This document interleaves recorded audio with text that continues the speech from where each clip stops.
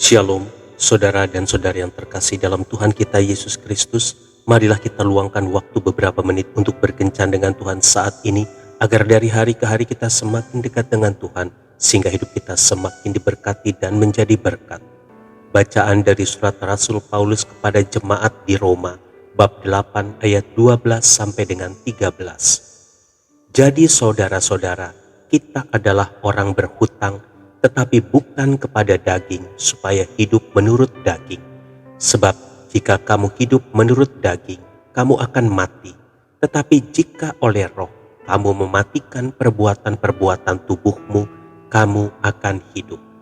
Demikianlah sabda Tuhan, syukur kepada Allah. Saudara dan saudari yang terkasih dalam Tuhan kita Yesus Kristus, sebuah himne yang berjudul Amazing Grace merupakan pernyataan pribadi dari seseorang yang merasakan bahwa anugerah Allah semata-matalah yang telah menyelamatkan dan melayakkan dia untuk melayani Tuhan. John Newton, pengarang lagu tersebut, tadinya memiliki prinsip hidup, tingkah laku, dan hati yang hitam, sebagaimana layaknya orang yang hidup di luar Tuhan. John merasakan kehidupan yang sangat pahit dan menyakitkan ketika ia hidup jauh dari Tuhan. Ia adalah anak seorang kapten kapal yang begitu dihormati, namun pernah jatuh dalam kemiskinan dan kehinaan.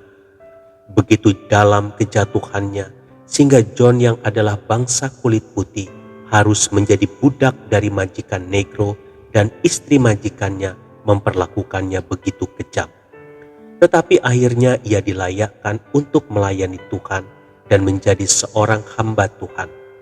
Ketika meninggal pada tahun 1807, di atas batu nisannya tertulis, John Newton, pejabat, seorang yang dahulunya penentang Kristen dan penganut kebebasan yang oleh anugerah yang kaya dari Tuhan dan Juru Selamat kita Yesus Kristus, dijaga, diperbaharui, diampuni, dan diurapi untuk memberitakan iman yang dahulu sangat berusaha dihancurkan olehnya.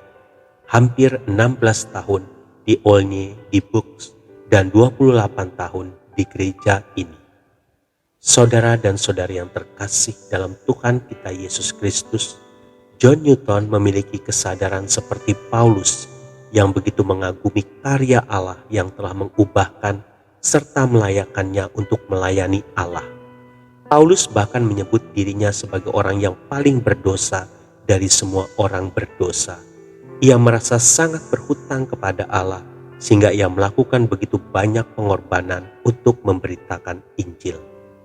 Saudara dan saudari yang terkasih dalam Tuhan kita Yesus Kristus, bagaimana dengan kita?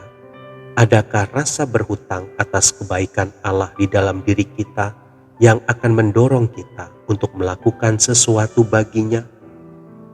Tuhan Yesus memberkati. Marilah kita berdoa dalam nama Bapa dan Putra dan Roh Kudus. Amin. Tuhan Yesus, aku bersyukur atas semua kebaikan yang telah kuterima darimu selama ini. Ajarilah aku untuk tetap setia padamu, dan buatlah aku untuk juga mau membagikan kasih-Mu itu dengan cara menyenangkan Engkau melalui perbuatan baikku kepada sesama. Biarlah apapun yang kulakukan dalam hidupku semata-mata hanya untuk memuliakan nama-Mu, sehingga melalui sikap hidupku semakin banyak orang mengenal Engkau dan memuliakan nama-Mu. Amin. Dalam nama Bapa dan Putra dan Roh Kudus. Amin.